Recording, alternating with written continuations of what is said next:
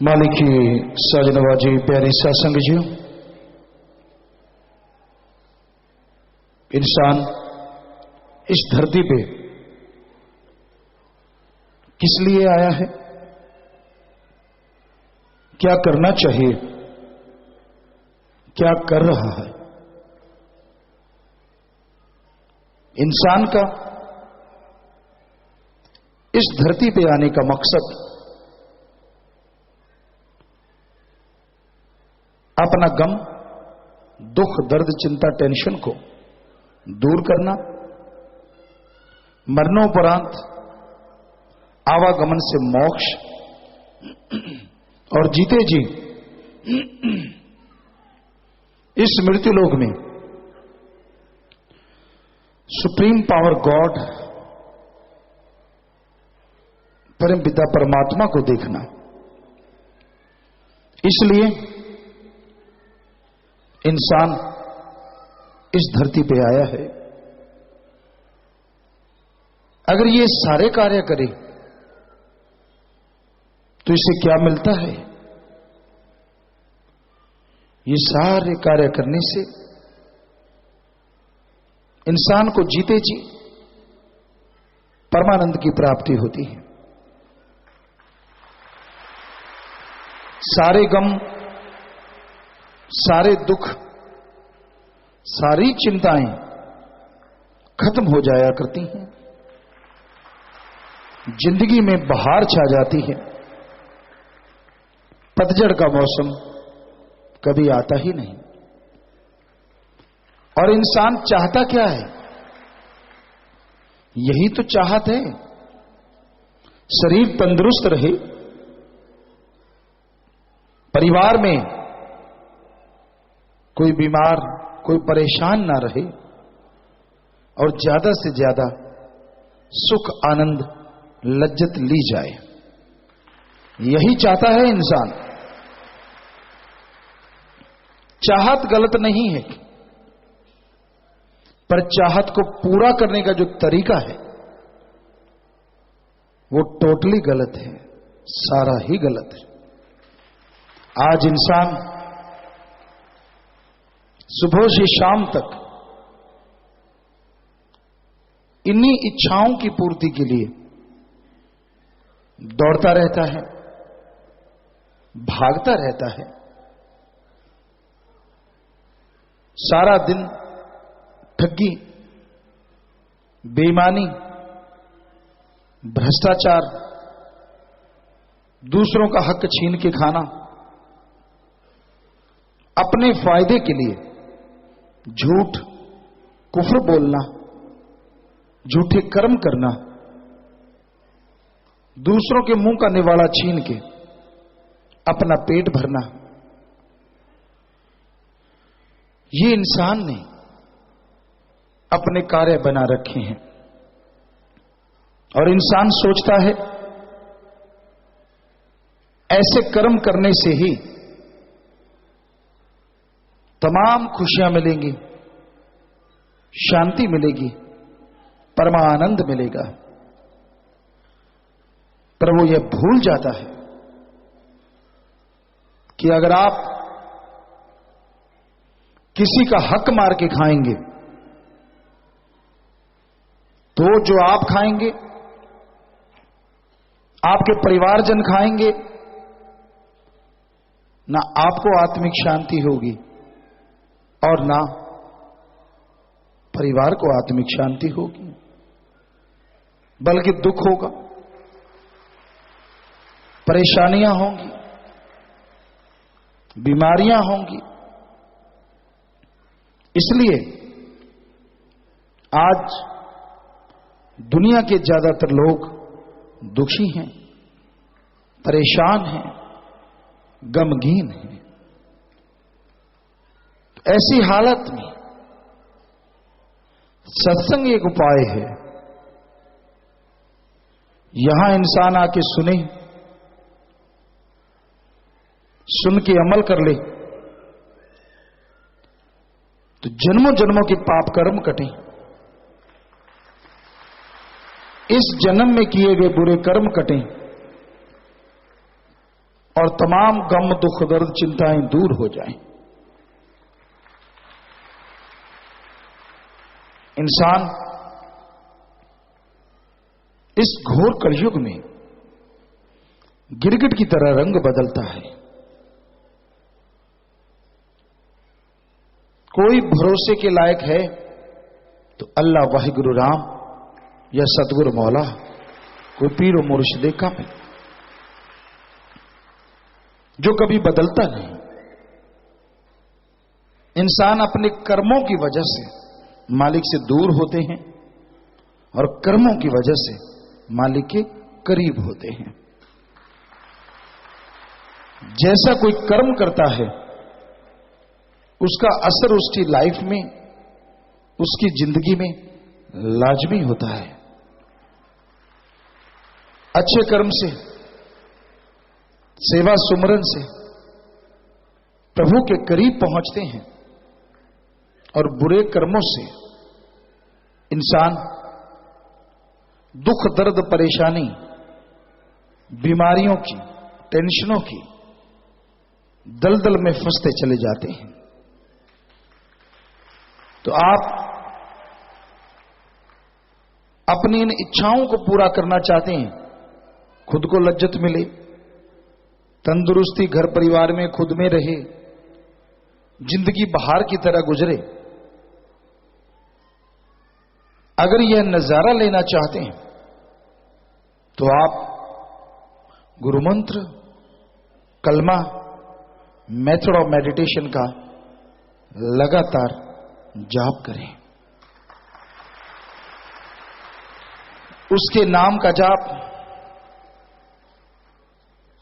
भगवान की भक्ति, इबादत आपके तमाम कर्मों को धो काट सकता है, आपके बुरे कर्मों को धो सकता है और आपको परमपिता परमात्मा के काबिल बना देता है।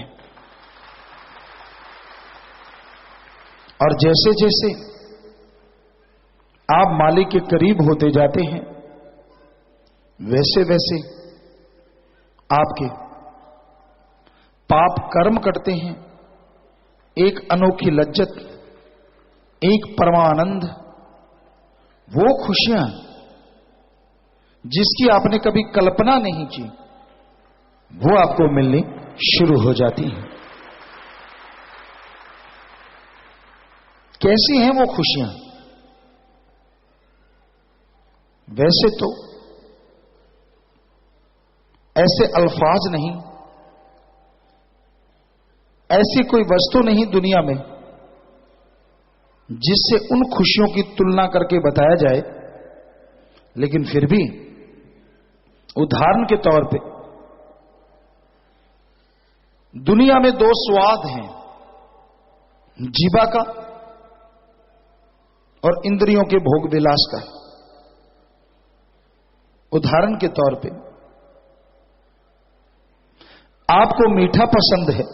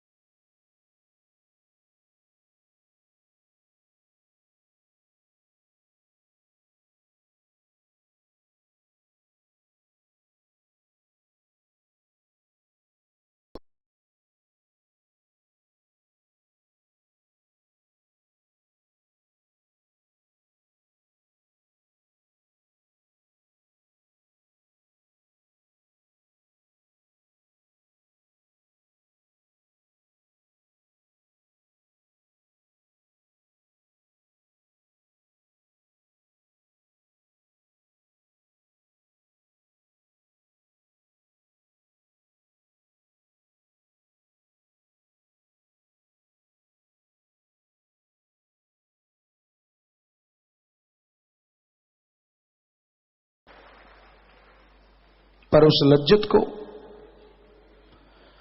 उस परमानंद को जब आप हासिल कर लेते हैं तो वो लज्जत 10 मिनट, 15 मिनट, आधा घंटा नहीं, परमानेंट हो जाती है, टेम्परेरी नहीं। एक बार अगर यहां पे पहुंच के हरि रस को प्राप्त कर लिया जाए, अमृत आबो हयात को हासिल कर लिया जाए, तो इंसान को परमानंद मिलता है। लज्जत इस जहान में नहीं, जब तक शरीर है तब तक नहीं, बल्कि शरीर छूटने के बाद आत्मा को अगले जहान में भी वो लज्जत, वो सुकून, वो आनंद मिलता रहता है और इंसान खुशियों से, आनंद से इतना भर जाता है कि अंदर जरूर एक नशा और चेहरे पे नूर हमेशा छाया रहता है।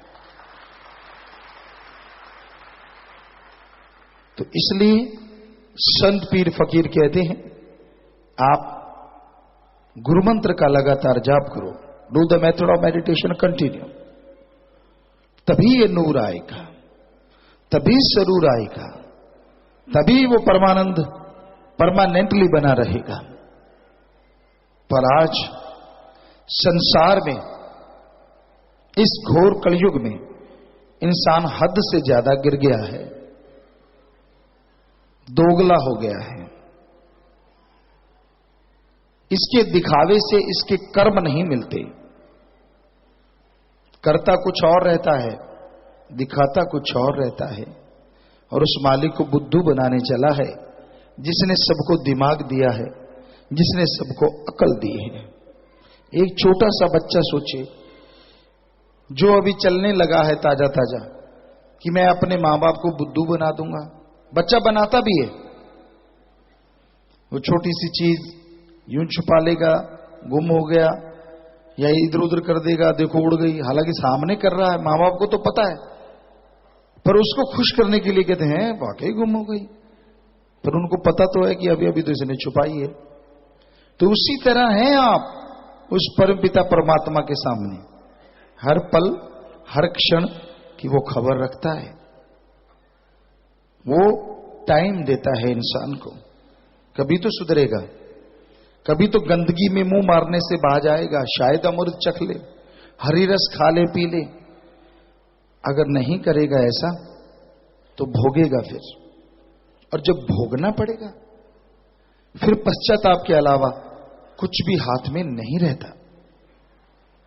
उम्रा बीती जाते है हरी से कियो ना हेत, फिर पछताए होत क्या जब चिड़िया चुग गई खेत। जब